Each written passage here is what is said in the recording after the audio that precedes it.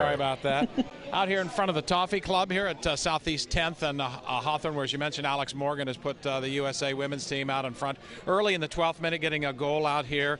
The USA team does have 4 members of the Portland Thorns on it, and they are heavy favorites coming into the World Cup. Nikki Diamond, come here, don't run off on me here. I can't do this for 2 minutes by myself. This is Nikki Diamond, who owns the place here. Would you talk a little bit about World Cup soccer fever, and in particular the women's? The women have probably, I've been told, one of the most successful women's franchises on the planet. Absolutely, the Thorns, yeah? Absolutely. So the Thorns in Portland, they're the most viewed women's sporting event in the country. You go to a Thorns game and the atmosphere is just electric. This is a great atmosphere out here. You got outdoor seating out here on the side, what people piled out onto the sidewalk here. Right. This has got to be fun for you to run a business here during this time of the year too, right? It is, and we learned a lot from the Men's World Cup last year. We saw crowds, and we're excited to have the same crowds this summer.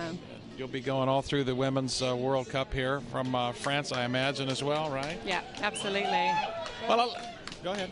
Hoping for USA England in the final. Oh, who would you be pulling for in that game? You'd have mixed emotions about that. I would be pulling for England. All right, we'll let you slide. We'll let that slide a little bit. All right, thank you for having us out here this afternoon, and enjoy the World Cup. We'll probably be back here as photographer there gives you a little look inside the Toffee Club. Again, this is a sort of an open-air kind of place at the corner of 10th and Hawthorne. The folks are taking the game in.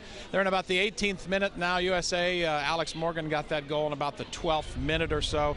A lot of this game has been played in Thailand's end, so we'll see what happens here as Team USA, the women's Team USA team, heavy favorites going in again.